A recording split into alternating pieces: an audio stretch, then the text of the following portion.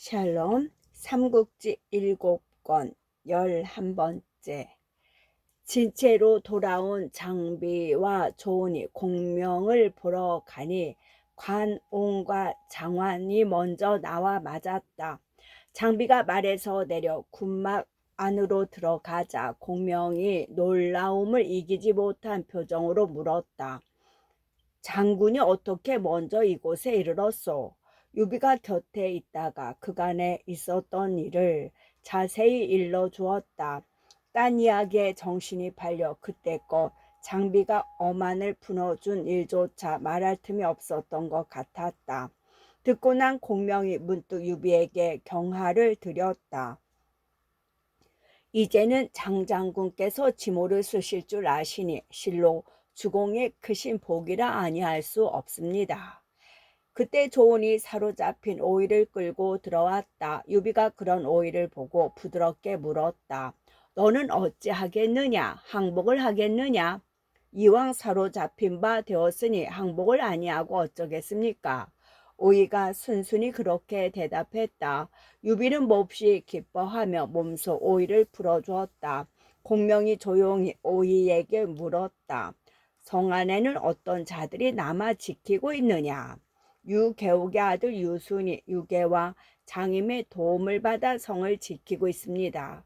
유개는 그리 대단한 인물이 못되지만 장임은 그렇지 않습니다. 매우 담이 크고 지략도 뛰어나니 결코 가볍게 봐서는 아니 됩니다. 오이가 아는 대로 대답했다. 그렇다면 먼저 장임을 사로잡은 뒤에야 낙성을 뺏을 수 있겠구나. 공명은 혼잣말처럼 그렇게 중얼거리고 다시 오이를 보고 물었다. 성 동쪽에 걸려있는 저 다리의 이름이 무엇이라 하느냐? 금왕교라 합니다.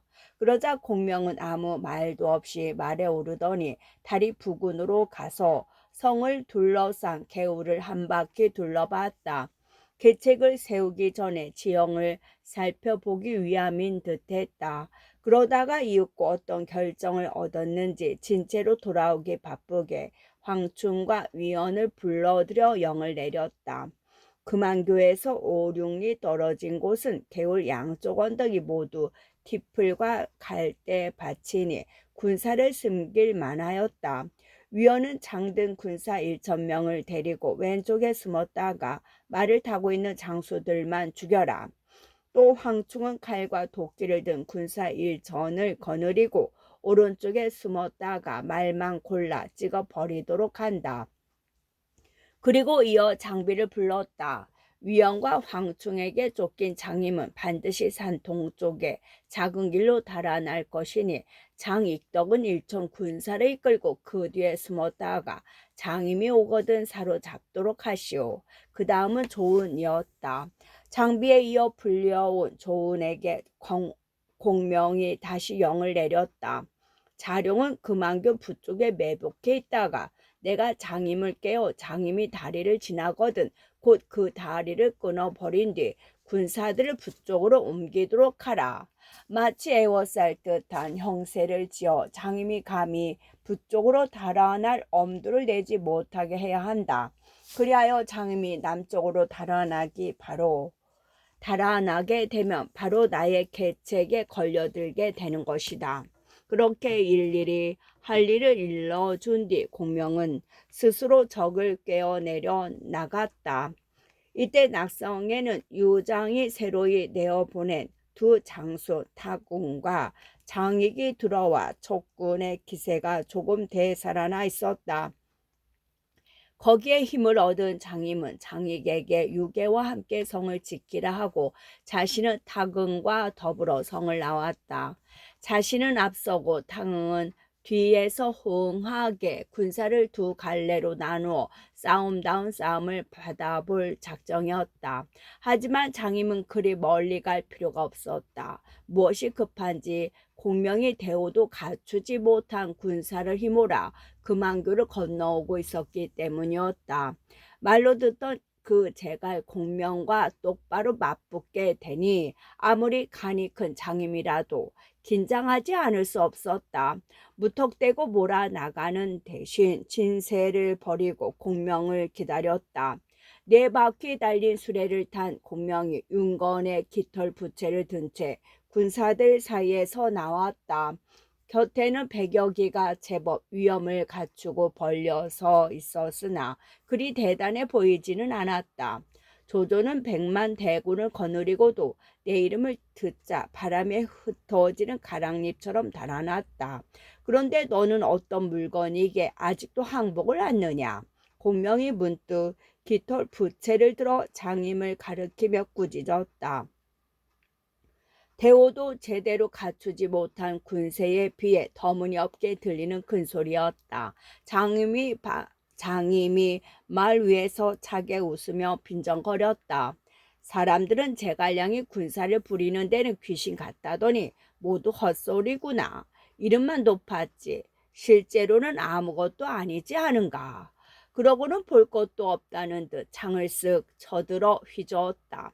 그걸 군호로 장임의 군사들이 일제히 앞으로 밀고 나갔다. 그 엄청난 기세에 질렸는지 공명의 장졸들은 한번 제대로 맞서 보지도 않고 뒤돌아 내빼기 시작했다. 공명도 수레를 버리고 말에 올라 그런 군사들 틈에 섞였다. 어지간한 장수면 그것이 자신을 유인하는 계책임을 알아볼 것이었만 그 무슨 패신에 홀렸는지 장임은 그만 깜빡했다. 그저 신이 나서 금왕교를 건너 물러나는 공명을 뒤쫓기에 바빴다. 장임과 그 군사들이 막 금왕교를 건넜을 때 돌연 함성이 일며 오른쪽에서는 유비가 왼쪽에서는 어만이 각기 한 갈래 군사를 이끌고 마주쳐 나왔다. 장임은 그제서야 자신이 공명의 계책에 빠진 줄 알았다. 급히 금왕교로 물러나려 했으나 그때는 이미 조은이 다리를 끊어버린 뒤 장임은 다시 북쪽으로 말머리를 돌렸다. 그러나 북쪽 언덕에는 어느새 조은이 군사를 벌려 세운 채 가로막고 있었다. 길이 막힌 장임은 하는 수 없이 말머리를 남쪽으로 돌려 개울을 끼고 달아나기 시작했다. 5, 6리나 달렸을까? 갈대가 무성한 곳에 이르렀을 때 호련 위원이 갈대숲 속에서 한때의 군사를 이끌고 나타났다. 위원의 군사들은 모두 긴 창을 들었는데 오직 말탄 장졸들만 노려찔러댔다. 그뿐이 아니었다. 다시 한 곳에 황충이 칼과 도끼를 든 군사들을 이끌고 나타나 이번에는 말 다리를 찍어대기 시작했다. 그 바람에 장임의 마구는 모조리 땅바닥에 떨어져 죽거나 사로잡히는 신세로 변했다. 믿고 있던 마군이 그 모양이 되니 뒤따르던 보군이 어찌 감히 나갈 수 있겠는가. 이에 다급해진 장임은 겨우 수십 기만 이끌고 가까운 산길로 접어들었다. 졸개들을 모두 버리다시피 하며 찾아든 길이었지만 실은 거기가 바로 범아가리였다. 언제 와 있었는지 장비가 불쑥 나타나 길을 막은 까닭이었다. 놀란 장음이 급히 말머리를 돌려 달아나려 했으나 이미 때는 늦은 뒤였다. 장비가 천둥 같은 고함 소리를 내지르며 우르르 덮쳐 단숨에 장임을 사로잡아 버렸다. 장임을 따라왔던 족장 타긍도 그때는 이미 장임의 편이 아니었다. 장임의 계책에 빠져 허둥대는 걸 보자마자 타긍은 조은에게 가서 항복해 버렸다. 성을 나왔던 족의 장졸들은 한판 싸움으로 모조리 유비의 손아귀에 떨어져 버린 셈이었다. 유비가 항복한 타긍에게 상을 내리고 있을 때 장비가 사로잡은 장임을 끌고 들어왔다. 유비는 그런 장임을 달래볼 양으로 물었다. 족의 여러 장수들이 모두 바람에 쏠리듯 항복하였는데 그대는 어찌하여 항복하지 않았는가? 장임이 눈을 부릅떠 유비를 노려보며 대꾸했다. 충신이 어찌 두 주인을 섬기겠느냐? 그렇지 않다. 그대는 천시를 너무 모르는구나. 이제 어떠냐. 항복하면 그대를 무겁게 쓰겠다. 유비가 더욱 마음이 끌리는지 한 번 더 장임을 달랬다. 그러나 장임의 뜻은 이미 정해진 모양이었다. 한번 곰곰 생각해 보는 법도 없이 내뱉었다. 지금 항복한다 해도 뒷날에는 다시 내 본주인을 따를 것이다. 아무 소용없으니 차라리 나를 어서 죽여라. 그래도 유비는 차마 장임을 죽이지 못했다. 어떻게든 달래 제 사람으로 만들어 보려고 애썼지만 장임은 소리 높여 유비를 꾸짖을 뿐 항복하려 들지 않았다. 곁에 앉아있던 공명이 보다 못해 유비에게 나아지기 권했다. 아무래도 그의 청을 들어주어 아름다운 이름이나 지키게 해주는 편이 낫겠습니다. 장임을 목베도록 하십시오. 그러고는 아직도 망설이는 유비를 대신해 무사들에게 영을 내렸다. 장임을 끌어내 목베도록 하라. 그 역시 장임을 죽이기가 못내 아까웠으나 섣불리 살려두었다가 아직도 많이 남은 서천의 장수들이 모두 장임을 따를까 두려워 그 같은 결단을 내렸다. 장임이 죽은 뒤에도 유비는 애석함을 이기지 못했다. 그의 시체를 거두어 후하게 장례를 치러준 뒤 금왕교 곁에 묻고 빗돌을 세워 그 충성을 기렸다.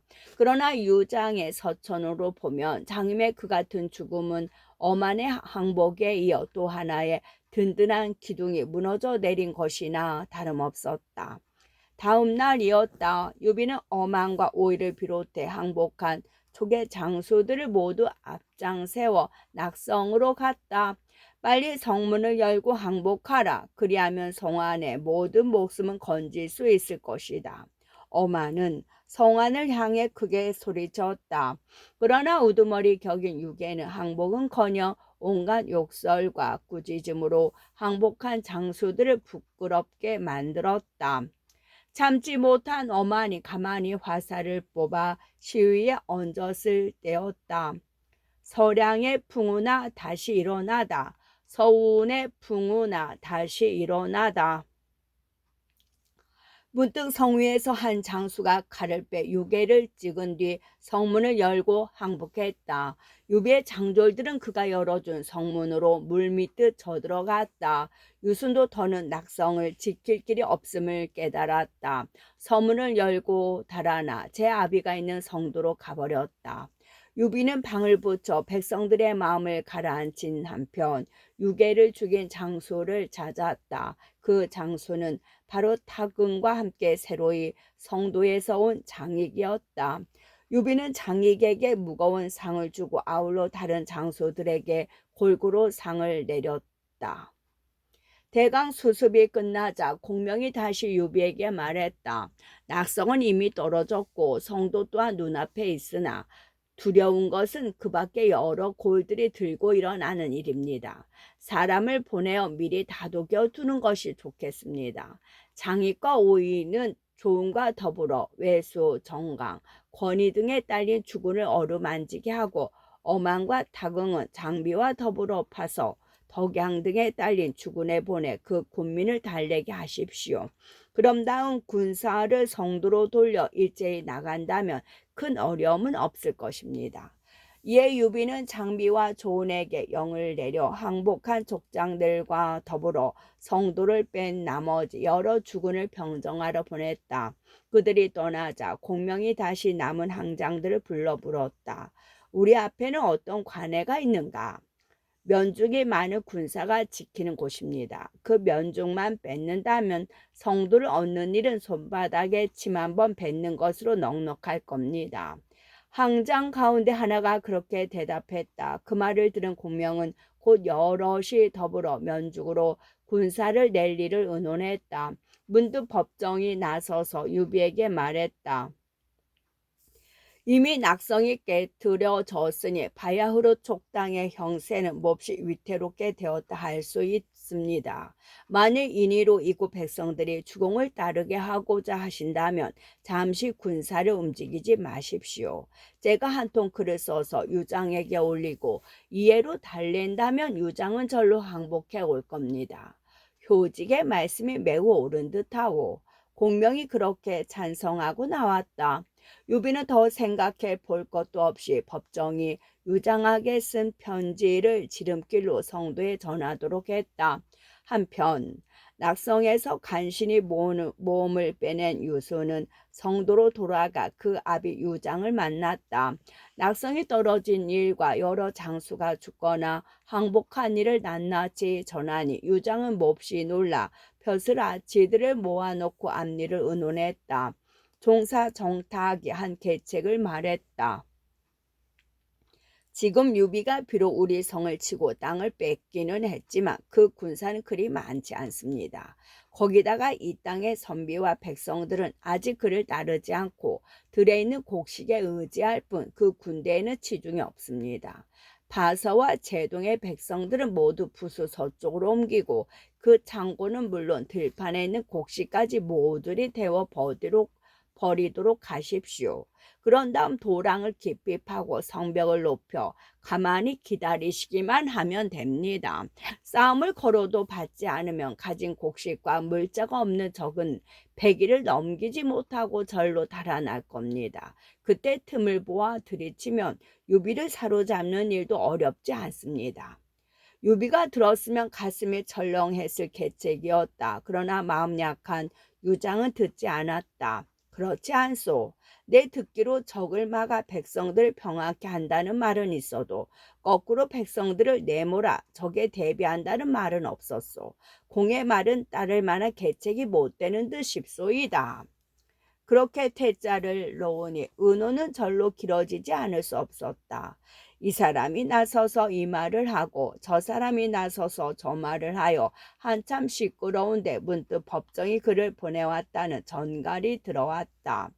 유장은 그 글을 가져온 사람을 불러들이게 하고 글을 받아 비봉을 뜯어봤다. 거기에는 대략 이런 글이 쓰여 있었다. 지난날 주공의 뽑으심을 받아 형주와 화친을 맺으러 갔던 법정입니다. 뜻밖에도 주공의 좌우에 사람이 없어 일은 오늘날 이 지경이 되어 버렸습니다만 그래도 지난 은희를 저버릴 수 없어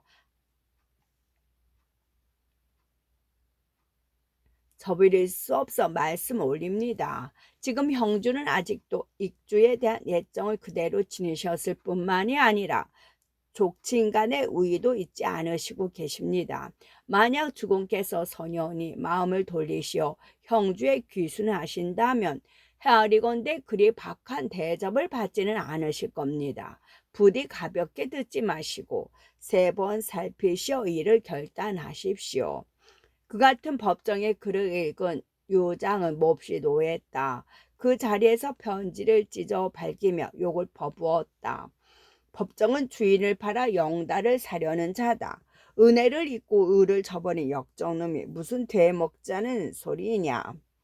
그러고는 편지를 가져온 사자를 성 밖으로 내쫓은 뒤 아내의 동생 되는 비관에게 군사를 주어 먼저 면죽으로 보냈다. 성도를 지키기 위해서는 면죽이 다른 어떤 곳보다 중요하다는 것쯤은 유장도 알고 있었다. 비관은 떠나기에 앞서 함께 데려갈 인재 한 사람을 유장에게 전거했다. 남양 사람으로 이름은 이염이요 자는 정방이라 했다. 유장이 그 전거를 받아들이니 비관은 그날로 이염과 더불어 군사 3만을 골라 면죽을 향해 떠났다. 이때 익주 대수는 동화라는 사람이었다. 남구 지광이 고향으로 자는 유재라 썼는데 잠옷식견이 높았다. 그 동화가 유장에게 글을 올려 한중에 군사를 빌려 쓰자고 했다. 그걸 읽은 유장이 동화를 불러들여 물었다. 장로와 나는 대를 이은 원수지간이다. 그런데 어찌 구해주려 하겠느냐. 그가 비록 우리와 원수처럼 지내는 사이라고는 하나 유비가 군사를 이끌고 낙성까지 와 있으니 사태가 매우 위급합니다. 입술이 없어지며 이가 시린 법 우리가 망하면 그쪽도 성하지 못할 것이니 이해를 따져 달래보도록 하십시오. 모르긴 해도 장로는 틀림없이 우리 말을 따를 겁니다. 동화가 그렇게 대답했다. 유장도 거기까지 듣고 나자 드디어 마음이 정해졌다. 곧 글 한 통을 닦아 한중으로 보냈다. 그런데 그 같은 유장의 글이 뜻밖의 인물을 끌어들였으니 그가 곧 마초였다. 전에 조조에게 크게 패한 마초는 쫓기던 끝에 오랑캐인 강족의 땅으로 달아났다. 거기서 숨어 지낸 뒤 2해 남짓 마침내 강병과 동맹을 맺게 된 그는 그들과 함께 농서의 골드를 휩쓸기 시작했다. 조조로 하여금 스스로 수염을 자르고 달아나게 만든 젖까지 있는 마초에 날래고 거친 강병이 따르니 그들이 이르는 곳마다 100여 나는 성이 없었다. 그러나 꼭 한 군데 끝내 떨어지지 않고 버티는 곳이 있었는데 그곳이 바로 기성이었다. 그때 기성을 지키고 있는 조조 쪽의 장수는 위강이었다. 간신히 마초의 공격을 막아내고는 있지만 아무래도 오래 버틸 자신이 없는 위강은 여러 번 하우연에게 사람을 보내 구원을 정했다. 그러나 하우연은 조조의 허락을 받지 못해 함부로 군사를 움직일 수 없었다. 목이 빠지도록 기다려도 구원병이 오지 않자 위강도 마침내는 마음이 흔들렸다. 여럿을 불러놓고 어두운 얼굴로 말했다. 아무래도 마초에게 항복하는 게 나을 것 같소. 여러분의 뜻은 어떠시오? 그러자 곁에 있던 참군 양부가 울며 말했다. 마초는 임금을 거스리는 역적의 무리인데 어떻게 그에게 항복할 수 있단 말인가? 원래 위강은 양보가 조조에게 정거한 사람이었다. 그러나 조조가 위강을 더 크게 보아 양부보다 윗자리에 앉혀 놓았던 것인데 위강은 그 값을 못했다. 일이 이 지경에 이르렀는데 항복하지 않고 어쩌겠는가. 그렇게 되물으며 양부가 아무리 말려도 듣지 않더니 끝내는 성문을 활짝 열고 마초에게 항복해 버렸다. 위강은 마초가 자기를 후하게 대해줄 줄 알았으나 생각과는 단판이었다. 성 안에 들어온 마초는 오히려 크게 성난 얼굴로 위강을 꾸짖었다. 너는 일이 급해진 이제서야 항복을 하는구나. 틀림없이 진심이 아닐 것이다. 그러고는 무사들에게 영을 내려 위강을 비롯하여 항복한 기성의 벼슬아치 40명 남짓을 모두 목베게 했다.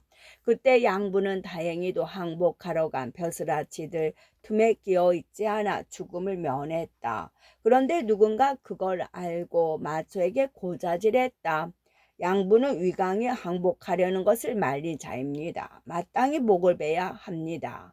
마초가 무겁게 고개를 가로저으며 말했다. 안 된다. 그 사람은 의리를 지켰으니 목을 벨 수 없다. 그러고는 양부를 다시 참군으로 썼다. 양부는 군소리 없이 마초의 벼슬을 받더니 다시 양관과 조구 2사람을 청거했다. 마초는 기꺼이 그 청거를 받아들여 2사람을 모두 군관으로 삼았다. 그러자 양부가 또 다른 청을 했다. 제 아내가 임도 땅에서 죽었습니다. 바라건대 제게 2달만 주시면 그곳으로 가서 아내를 장사 지내고 오겠습니다. 생각하기에 따라서는 이상할 수도 있었으나 마초는 이번에도 기꺼이 허락했다. 양부의 굳건한 인품에 마초가 그만큼 반해 있었다고 볼 수도 있었다. 이에 마초의 소나기를 벗어나 임조로 가던 양부는 도중에 역성을 지나게 됐다. 역성에는 양부의 고종 형제인 무의 장군 강서가 있었다. 강서의 어머니는 양부의 고모로 그때 나이 82살이었다. 전부터 먹은 마음이 있어 강서의 집을 둘른 양부는 먼저 늙은 고모를 찾아보고 울며 말했다. 저는 성을 맡아 지켰으나 끝내 지켜내지 못했고 주장이 죽었으나 함께 죽지도 못했습니다. 실로 부끄러워 고모님께 낯을 들 수가 없습니다. 마초는 임금을 거역하고 함부로 대수를 죽인 자라 기성의 사람치고 그에게 한을 품지 않는 이가 없습니다. 그런데도 지금 형님께서는 역성에 이렇게 자리 잡고 계시면서도 역적을 칠 마음이 전혀 없으시니 이 어찌 신하대니의 도리라 하겠습니까? 그러면서 눈물을 쏟는데 바로 피눈물이었다. 그 말을 들은 강서의 어머니는 곧 아들을 불러 꾸짖었다. 위사군이 마초에게 죽음을 당한 것은 바로 너의 죄다. 알고나 있느냐? 그러고는 다시 양부를 돌아보며 나아지듯 물었다. 너는 이미 마초에게 항복하여 그 녹을 먹은 바 있다. 그런데 어찌하여 이제 다시 그를 치려 하느냐? 제가 역적을 따르고 있는 것은 그렇게라도 목숨을 지켜 죽은 위사군의 한을 풀어주려 함입니다.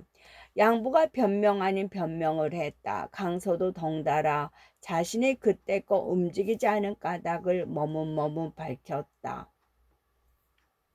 마초는 영용하기 짝이 없는 자입니다. 섣불리 도모하기 어렵습니다. 그러자 양부가 처음부터 강서에게 하고 싶었던 말을 했다. 형님, 그렇지는 않습니다. 마초는 용맹은 있어도 꾀가 없어 도모하기 쉽습니다. 거기다가 저는 이미 양군 조구와 함께 남몰래 약조를 맺어 두었으니 만일 형님께서 군사를 일으키시기만 하면 그들은 반드시 안에서 호응할 겁니다. 그 말을 들은 강서의 어머니가 다시 아들을 몰아세웠다. 너는 얼른 이를 꾀보지 않고 언제까지 기다릴 테냐? 또 세상에 죽지 않은 사람이 어디 있겠느냐? 충의를 위해 죽는다면 그 죽음은 옳은 자리를 찾은 셈이다. 부디 내 걱정일랑 하지 마라. 그 때문에 네가 이 아이의 말을 따르지 않는다면 내가 먼저 죽어 네 걱정거리를 없애주마. 늙은 어머니가 그렇게까지 나오니 강서도 더는 머뭇거릴 수가 없었다. 곧 평소부터 가깝게 지내던 통병교의 윤봉과 조왕을 불러 마초를 칠 의논을 했다. 그 중에는 조왕은 아들 조월이 마초의 비장으로 있었다. 그 중에서 조왕은 아들 조월이 마초의 비장으로 있었다. 강서의 부름을 받아 가서 함께 마초를 치기로 하기는 했으나 정작 집으로 돌아오니 마음이 적잖이 어지러워 아내 왕씨를 보고 말했다. 나는 오늘 강서 양부 윤봉 세 사람과 마초를 쳐서 유강의 원수를 갚아줄 의논을 했소. 그런데 우리 아들 월이가 마초를 따라다니고 있어 실로 걱정이 외다. 만약 우리가 군사를 일으킨다면 마초는 틀림없이 그 아이부터 먼저 죽일 것이니 이를 어찌하면 좋겠소. 조왕의 아내 왕씨는 여느 아낙과 달랐다. 함께 걱정을 하기는커녕 오히려 소리 높여 남편을 깨웠다. 군부의 크나큰 욕을 씻어주기 위해서라면 죽어도 아까울 게 없습니다. 하물며 자식 하나 잃는 것이겠습니까? 만일 당신이 아들을 생각해 이번 일이 끼지 않으신다면 제가 먼저 죽어 세상의 비웃음을 면하겠습니다. 이제 조왕도 아들 걱정을 훌훌 털어버리고 마투를 치는 일에 나서기로 마음을 굳혔다. 다음 날이었다. 네 사람은 함께 군사를 일으켜 강서와 양부는 역성에 자리 잡고 조왕과 윤봉은 기산에 진을 쳤다. 조왕의 아내 왕씨도 가만히 있지 않았다. 남편이 있는 기산을 찾아가서 가졌던 배물과 비단을 판 돈으로 군사들을 위로하고 기운을 돋궈 주었다. 한편 마초는 강서와 양부가 윤봉, 조왕과 더불어 군사를 일으켰다는 말을 듣자 크게 노했다. 곧 조왕의 아들 조월을 끌어내 목을 벤 뒤 방덕과 마대에게 모든 군마를 끌어내게 해 역성으로 달려갔다. 강서와 양부도 기죽지 않고 군사들과 더불어 성을 나왔다. 양쪽 군대가 둥그렇게 진을 쳐 맞선 가운데 강서와 양부가 흰 갑옷을 입고 나와 마초를 꾸짖었다. 임금을 거역하고 의를 저버린 역적놈아, 어서 목을 내놓아라. 하지만 싸움이 의기만으로 되는 건 아니었다. 양보와 강서의 외침에 크게 노한 마초가 대꾸고 뭐고 없이 바로 군사를 몰아치쳐드니 누가 그 기세를 꺾어낼 수 있겠는가. 강서와 양부의 군사는 이내 깨강정 으깨지듯 부서져 달아나기 바빴다. 마초는 기세를 늦추지 않고 군사를 휘몰아 강서와 양부를 뒤쫓았다. 그런데 갑자기 등 뒤에서 크게 함성이 일며 한때의 군마가 덮쳐왔다. 강서와 양부의 위급을 구하러 온 윤봉과 조항이었다. 마초는 얼른 군사를 돌려 윤봉과 조항을 막으려 했다. 그러자 이번에는 달아나던 강서와 양부가 되돌아서 덤볐다. 앞뒤에서 협공을 받아 머리와 꼬리를 서로 돌볼 겨를이 없어진 마초의 군사들은 차차 어지러워지기 시작했다. 그런데 이때 다시 옆구리를 비스듬히 찔려오는 한때의 군사가 마초군을 덮쳐왔다. 그때서야 겨우 조조의 허락을 받아낸 하의연이 대군을 이끌고 마초를 쳐부수러 온 길이었다. 아무리 천하의 마초라고 하지만 그렇게 새 갈래에 군마에 애워싸이고 나니 견뎌낼 재간이 없었다. 곧 형편없이 뭉그러져 달아나기 시작했다. 밤새도록 쫓긴 끝에 마초가 기성으로 돌아갔을 때는 날이 희끄물에 밝아올 무렵이었다. 성문을 열어라. 지친 마초가 억지로 목청을 짜내 소리쳤다. 그러나 성문은 열리지 않고 난데없이 성 위에서 화살비가 쏟아졌다. 이 무슨 짓들이냐? 똑똑히 보아라. 나 마초가 왔다. 성 안의 군사들이 끝.